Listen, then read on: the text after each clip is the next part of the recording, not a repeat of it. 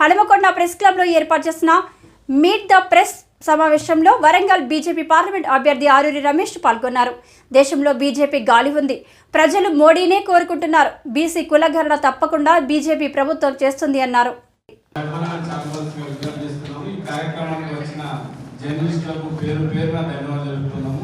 అన్నగారు మన కోసం భోజనాలు ఏర్పాటు చేశారు. దయచేసి ప్రతి జర్నలిస్ట్ మిత్రులు కూడా కార్యక్రమానికి ప్రత్యేక ధన్యవాదాలు తెలియజేస్తున్నాం. మీరు చేస్తున్నారు కదండి. బీసీ కులగణన జరుగుతుంది. ఈ ఎన్నికల తర్వాత చాలా మార్పు వస్తుంది. మోడీ గారు పేదల పక్షపాతి. బీసీ లేయాలి మనం. 13వ తారీఖు జరిగే పార్లమెంట్ ఎన్నికల్లో మోడీ ప్రతినిధిగా ఇప్పటికే వరంగల్ పార్లమెంట్ పరిధిలోని అన్ని నియోజకవర్గాల్లో, మండలాల్లో, కొన్ని గ్రామాల్లో corner meetings, door to door, booth level, party శ్రేణులను ఉత్తేజపరిచే ఇంటర్నల్ మీటింగ్స్ అన్నీ కూడా చేసుకొని మరి అన్ని రాజకీయ పార్టీల కంటే ప్రచారంలో ముందున్నాం. మరి ఎక్కడికి వెళ్ళినా దేశానికి సంబంధించిన ఈ ఎన్నిక, ఈ దేశం మోడీ గారి చేతిలో ఉంటే భద్రంగా ఉంటుంది, క్షేమంగా ఉంటుంది, పాలన బాగుంటుంది, ఫలితాలు మంచిగా అందుతాయి. తప్పకుండా మూడోసారి మోడీ రావాలి, మోడీ గెలవాలి, వారి ప్రతినిధిగా నిన్ను ఆశీర్వదిస్తామని కూడా హామీ ఇవ్వడం జరుగుతుంది. మరి దాంట్లో భాగంగానే రేపు మోడీ గారి భారీ బహిరంగ సభకు పెద్ద ఎత్తున 7 సెగ్మెంట్ల నుండి స్వచ్ఛందంగా పార్టీ శ్రేణులు, ప్రజలు, కార్మికులు, కర్షకులు కూడా పెద్ద ఎత్తున రావడం జరుగుతుంది. మరి ఆ బ్రహ్మాండమైన భారీ బహిరంగ సభను విజయవంతం చేయాలని కూడా మీ ద్వారా వరంగల్ పార్లమెంట్ ప్రజల్ని కూడా నేను వేడుకుంటున్నా, కోరుకుంటున్నా. మరి రేపటి తరాల భవిష్యత్తు కోసం మీ అవకాశం ఇస్తే, మీరు ఆశీర్వదిస్తే మోడీ గారి సహకారంతో ఈ వరంగల్ పార్లమెంట్ను అన్ని రంగాల్లో అభివృద్ధి చేసి పేదల సంక్షేమం మోడీ గారి నాయకత్వంలో నేరుగా పేదవాడికి అందించే బాధ్యత నేను తీసుకుంటాను. మరి అనేక సంవత్సరాల మన నగర అభివృద్ధిలో మరి గతంలో ఇక్కడ మంత్రిగా చేసిన శ్రీహరి గారు ఈనాటి ప్రచారంలో ఆనాటి మాటలు, ఆనాడు బ్రహ్మాండంగా వరంగల్ మహానగరం అభివృద్ధి చెందింది, మేము బ్రహ్మాండంగా అభివృద్ధి చేసినామని చాలా గొప్పలు చెప్పుకున్నారు. మరి ఈనాటి ప్రచారంలో వరంగల్ వెనకబడిపోయింది, మరి నా బిడ్డను ఆశీర్వదిస్తే బ్రహ్మాండంగా అభివృద్ధి చేస్తాం, అండర్ డ్రైనేజీ నిర్మాణం చేస్తామని మాట్లాడుతున్నారు. 20 సంవత్సరాలుగా అభివృద్ధి చేయని మంత్రిగా అభివృద్ధి చేయని నువ్వు మరి రేపు ఏ విధంగా అభివృద్ధి చేస్తావో కూడా ప్రజలు ఆలోచన చేస్తున్నారు. మరి కాంగ్రెస్ పార్టీ మరి వారి అభ్యర్థి గెలుపు కోసం ఎన్ని ఇబ్బందులు పడుతున్నారో, ఏ విధంగా మరి భారతీయ జనతా పార్టీని బదనాం చేస్తున్నారో, బట్టగాల్సి మీదేస్తున్నారో, మరి భారతీయ జనతా పార్టీ అభ్యర్థిని నాపైన వ్యక్తిగతంగా కూడా దాడి చేస్తున్నారో మరి ప్రజలు గమనిస్తున్నారు, చూస్తున్నారు. మరి మాట్లాడే ముందు మరి శ్రీహరి గారు ఏందో తెలుసుకోవాలి, శ్రీహరి గారి చరిత్ర కూడా తెలుసుకోవాలి. అది మీ అందరికీ తెలిసిన అంశమే. ఈరోజు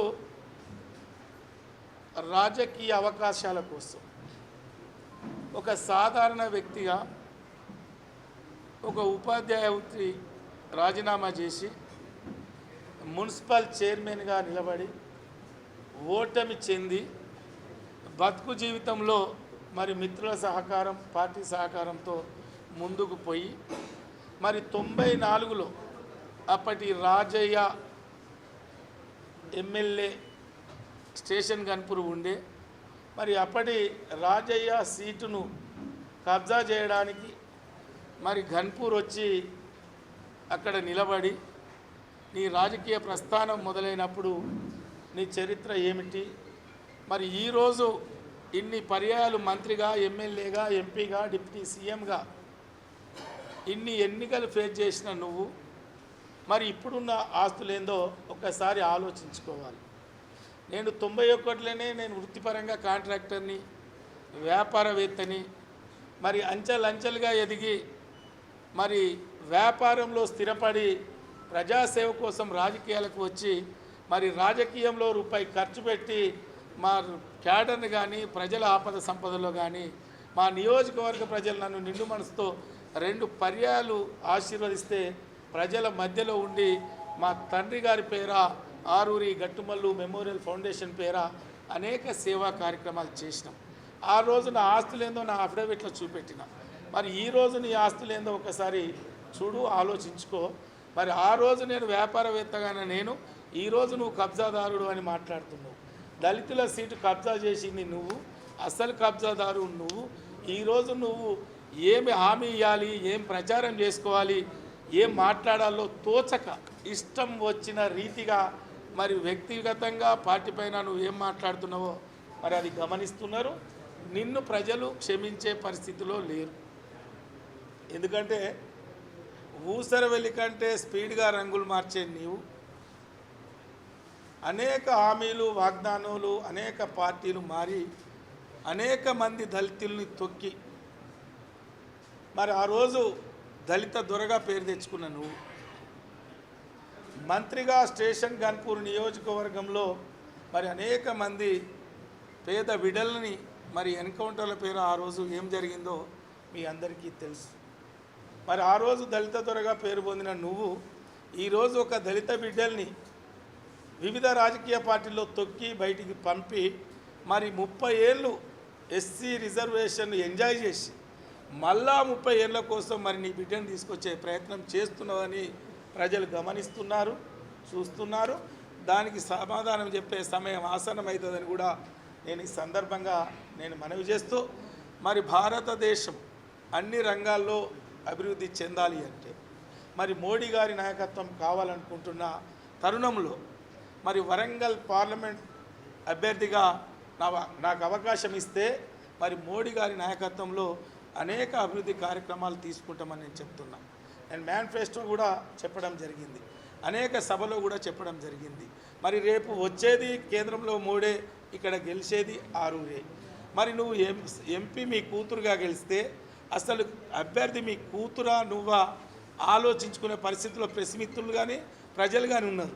మాట్లాడే విధానంలో కానీ ఎవరు అభ్యర్థి కడియం శ్రీయార్యా కావేనా అనే పరిస్థితిలో ఉన్నారు.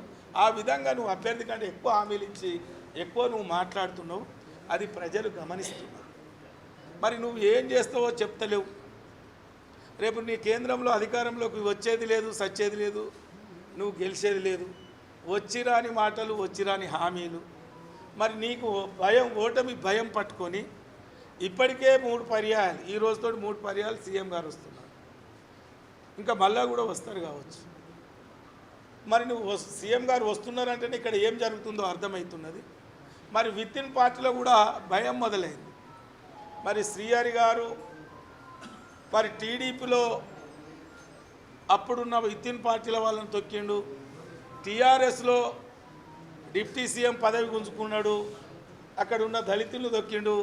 మరి కాంగ్రెస్లో కూడా రేపు గదే పరిస్థితి జరుగుతుందనే భయం కూడా మొదలైంది. అది మంత్రులకు కావచ్చు, ఎమ్మెల్యేలకు కావచ్చు, పార్టీ క్యాడర్ కావచ్చు. మరి అందుకనే ఆ భయంతో మరి పార్టీ వాళ్ళు చేస్తున్నారా లేదా అని మరి ఎన్నిసార్లు ముఖ్యమంత్రి వచ్చినా ఎన్నిసార్లు వచ్చినా ఇక్కడ ప్రజలు డిసైడ్ అయి ఉన్నారు. మోడీ గారిని ఆశీర్వదించాలి, మోడీ గారిని ప్రధాని చేయాలని. మరి బీఆర్ఎస్ పార్టీ కాంగ్రెస్ పార్టీ అభ్యర్థి మేము ఫస్ట్ రోజే చెప్పాం, శ్రీహరి కూతురుగా మరి నజీర్ గారితో పెళ్ళి జరిగింది, వారి అత్తగారు గుంటూరు, మరి నేను ఇక్కడ పక్కా లోకల్, మాది వరంగల్ ఉప్పుగల్ గ్రామం జఫర్గఢ్ మండల్, మరి నేను ప్రత్యేకంగా నేను దల్లగుద్ది చెప్పడం జరిగింది. మరి మీ అత్తగారు ఊరు అదని చెప్పడం జరిగింది. సుధీర్ బీఆర్ఎస్ అభ్యర్థి, కరీంనగర్ పార్లమెంట్కి సంబంధించిన వ్యక్తి. మరి దయచేసి విఘ్నులు, విద్యావంతులు, ఈ వరంగల్ పార్లమెంట్ పరిధిలో ఉన్న ప్రజలు, మేధావులు, కార్మికులు, కర్షకులు మీరు ఆలోచించండి.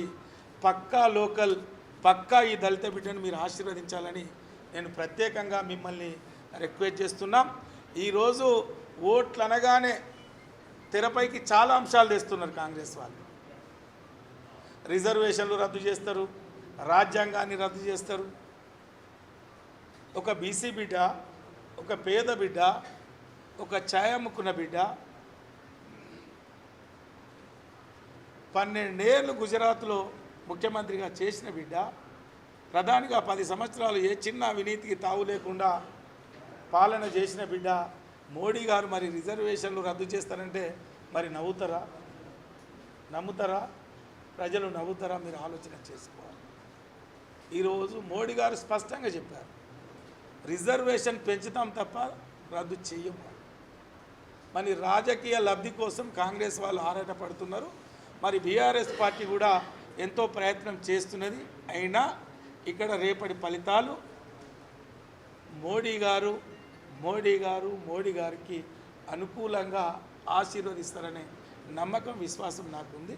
కాబట్టి మా ప్రెస్ మిత్రులు రేపటి మోడీ గారి సభను, రేపు జరగబోయే ఎన్నికల్లో కూడా మీ సహాయ సహకారంలో ఉండాలని నేను ప్రత్యేకంగా కోరుకుంటున్నాను.